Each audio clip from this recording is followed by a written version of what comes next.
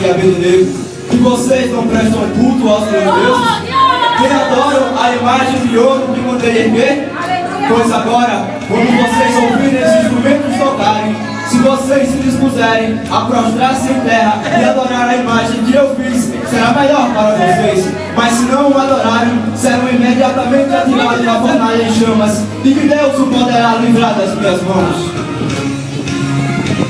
Não necessitamos responder-te, ó Rei. O Deus do céu é quem pode nos livrar. E se não ficar sabendo, ó Rei, não serviremos aos teus deuses, nem vamos nos prostrar. Joguem na fornalha ardente esses infelizes.